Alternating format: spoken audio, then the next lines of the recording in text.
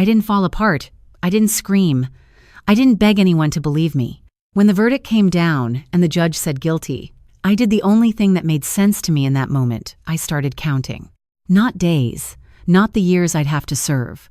I started counting every single thing my sister had taken from me and exactly how I was going to take it back. My name is Clara. I'm 31 years old.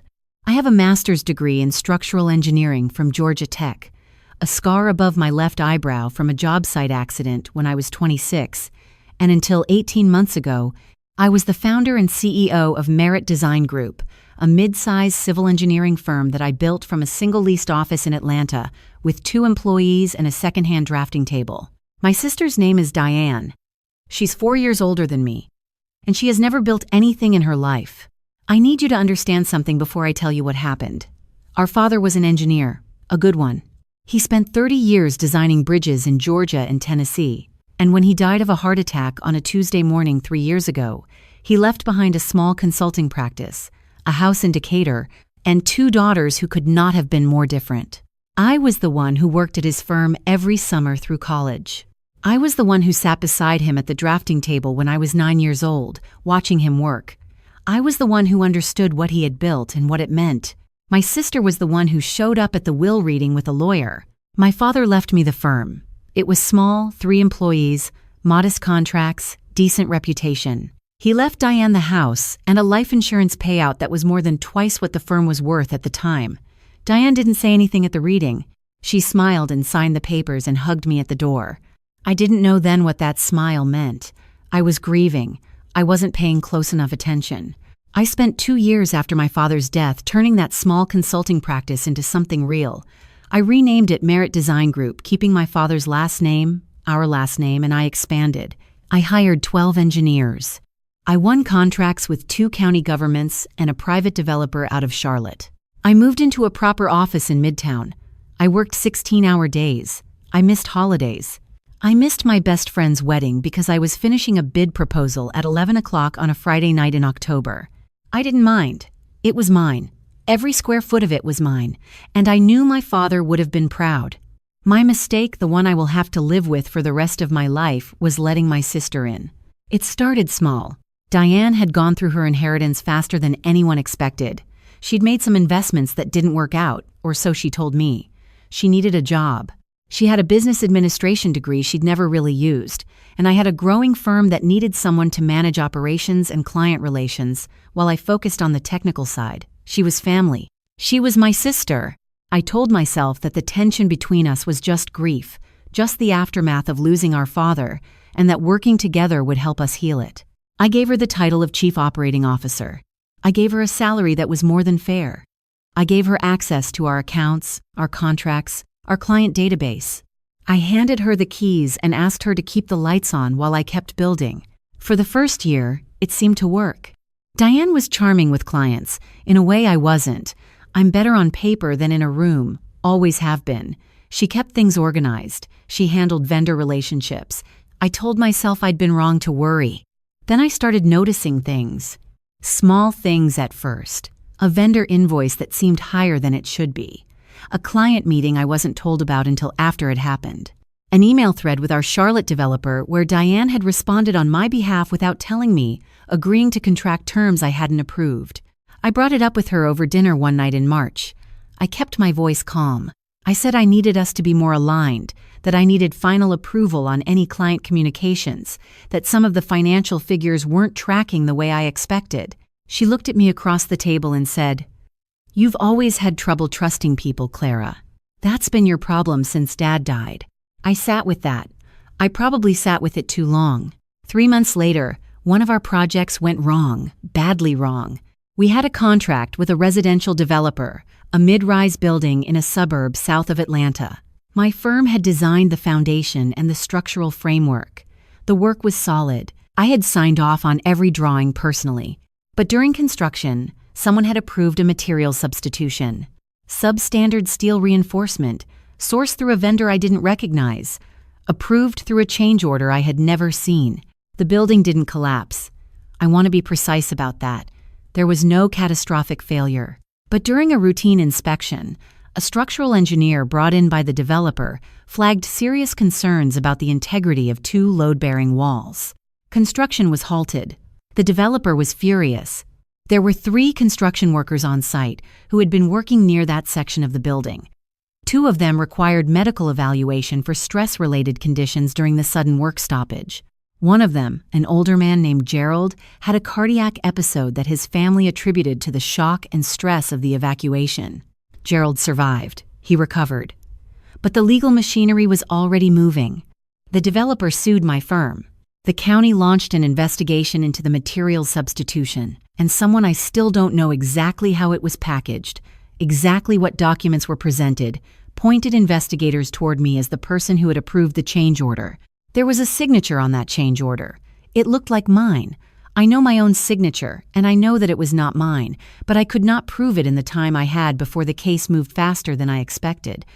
My attorney was a civil litigator, not a criminal defense attorney, and by the time I understood what was actually happening to me, I was looking at charges of negligent engineering practice and criminal negligence in connection with the endangerment of the workers on that site. The evidence, as presented, showed that I had approved a cost-cutting material substitution that compromised the structural integrity of a building where people were working. The evidence also showed that Diane, as COO, had flagged the substitution as a concern in an internal email, an email I had never seen before. It appeared in Discovery, and that I had allegedly overruled her. I sat in the courtroom and listened to my sister tell a story I did not recognize about a company I had built from nothing, and I understood, fully and completely, what she had done. She had spent a year setting this up. The vendor, the change order, the paper trail, the email she had written to herself and never sent to me, time-stamped months before the inspection, that conveniently documented her concerns and my resistance. She had built a version of events the way an engineer builds a structure methodically, load-bearing point by load-bearing point, making sure it would hold weight under pressure. I had taught her everything she knew about structural integrity without ever meaning to. I was convicted of criminal negligence. I was sentenced to 22 months. I was stripped of my engineering license pending appeal. Merit Design Group, my father's name, my years, my work passed into the hands of Diane, who is now the majority stakeholder by virtue of a clause in our operating agreement that I had drafted myself and had never imagined would be used against me. My mother didn't come to the sentencing. She sent me a text message the evening after the verdict that said, "This broke your father's name. I hope you understand that." I read that message once. Then I put my phone down and I started thinking. I want to tell you something about the 18 months I spent incarcerated. People expect a story about survival, about hardship, about what it does to a person to be in a place like that. And I won't pretend it was easy, because it wasn't. But what I remember most, what I will always remember, is how quiet it made me. I have always been a person who processes things through motion, through work, through building, through doing. When you strip all of that away, what you have left is the inside of your own mind, and either you go to pieces in there or you learn to use it. I used it. I had one visitor I accepted during my entire sentence. Not my mother. Not any of the former colleagues who reached out in the first few weeks and then went quiet. The one visitor I accepted was my father's oldest friend and former business partner, a man named Robert, who had retired to Savannah and who had known me since I was a child. Robert came to see me 4 months into my sentence, and he sat across from me in that visiting room, and I told him everything I had been thinking about. He listened without interrupting. When I was finished, he said, "Tell me what you need." I told him. He didn't flinch. Robert had maintained relationships in the engineering and construction community for decades. He still served on 2 industry boards. He knew people at the state licensing authority. He knew attorneys who specialized in exactly the kind of forensic document analysis that could examine a signature on a change order and say, with professional certainty, whether it had been forged. He had the patience of a man in his late 60s who had already built everything he needed to build and now had time on his hands. He became my one contact with the outside world, and he was enough. I couldn't make phone calls every day. I couldn't send emails. What I could do was write letters, and I wrote Robert letters the way I used to write engineering specifications, precisely, thoroughly, with nothing left to assumption. I told him what to look for. I told him which vendor relationships to investigate. I told him about the email in Discovery and the specific metadata I believed would show it had been backdated. I told him about the change order signature and 2 other documents I had noticed in the case file that I believed were also falsified. I told him to be patient. I told him not to move until I was out. What I understood, what I had figured out in the quiet of those months, was that moving too soon would only give Diane time to adapt. If Robert started pulling at threads while I was still inside, she would see it coming. She would paper over the gaps. She had already proven she was capable of building a false structure. She would simply build another one. But if we waited, if we let her believe she had won, if we let her spend 18 months running a firm she didn't understand, making decisions she wasn't qualified to make, accumulating the kind of operational record that a forensic accountant could spend a week with and come away from with a very, very clear picture, then we would have something. The day I was released, it was a Wednesday in November, cold enough that I could see my breath. Robert was waiting in the parking lot. He handed me a coffee and a manila folder, and before I even got in the car, I stood there in the cold and I opened it. He had found the vendor. A shell company, registered 18 months before the change order, with a registered agent that traced back to a man named Dennis, a man whose name I recognized because he had been Diane's boyfriend for 2 years in her late 20s, a relationship she'd told me had ended badly. Apparently it hadn't ended that badly. Robert had found a forensic document examiner, a retired FBI analyst, who had reviewed the change order signature and prepared a 17-page report concluding that the signature was inconsistent with my known signing patterns in 7 specific measurable ways. He had found the email metadata, the internal email that Diane had submitted in Discovery, the one that documented her concerns it had been created 14 months after its displayed timestamp. Someone had changed the system clock on the computer it was drafted on. It was sloppy. It was the kind of thing you did when you were confident no one was looking closely enough. And he had found the financial records. 18 months of Diane running Merit Design Group, and she had run it almost completely into the ground. 2 major clients had terminated contracts. 3 of my best engineers had resigned. She had approved expenditures that made no operational sense, and somewhere in the gap between the firm's revenue and its bank balances was approximately $340,000 that Robert's accountant friend described in a written memo as unaccounted for by any legitimate business activity. I stood in that parking lot and I read through every page. Then I got in the car. "Ready?" Robert said. "I've been ready for 18 months, I said. We went to an attorney first, a criminal defense attorney who specialized in wrongful conviction cases. A woman named Patricia, who had been expecting my call. Robert had found her 8 months earlier and had been briefing her on the case as the evidence came together. She reviewed everything over the next 2 weeks and told me we had enough to file for post-conviction relief based on newly discovered evidence and prosecutorial error. She also told me that the forgery evidence, if it held up and she believed it would open the door to criminal charges against Diane and potentially against Dennis as well. I told Patricia to file. I told her to move carefully and to move correctly, but to move. Then I went to the Georgia Secretary of State's office and I filed a formal complaint against the shell vendor company. Then I went to the state licensing board and I submitted Robert's forensic examiner's report as part of a petition to have my license reinstated pending the appeal outcome. Then I called the county that had been investigating the original project, and I asked to speak to the lead investigator, and I told him I had new evidence and I wanted to come in. None of this happened the way it does in movies. It didn't happen in a single dramatic afternoon. It took 4 months of meetings and filings and phone calls and waiting. Patricia's team worked the post-conviction case. A separate civil attorney worked the financial recovery angle. Robert made calls to people he knew. I kept my head down, and I took a consulting job with a small firm in Athens that a colleague of Robert's ran, because I had legal fees to pay, and I needed to stay sharp. Diane didn't know any of it was happening. That was the point. We had built the entire structure before we turned the lights on. The first indication she had that anything was wrong was when investigators from the State Financial Crimes Unit contacted her in connection with the shell vendor company. I know this because Patricia's contacts told her about it, and Patricia told me. I also know that Diane called our mother that evening and told her the state was harassing her, that it was Clara's fault somehow, that I was trying to destroy the family. My mother called me 2 days later, It was the first time we had spoken in nearly 2 years. She started by saying she had heard I was making things difficult, and I let her talk for a while. And then I said, very calmly, "Mom, Diane forged my signature on a change order, bribed a shell company vendor to substitute substandard materials, fabricated a backdated email, and I spent 18 months in prison for it. I have a 17-page forensic report and a financial audit. I'd like you to know that before you decide whose side you're on." There was a long silence. She said, "I didn't know." I said, "I believe you." And then I said, "But you also didn't ask."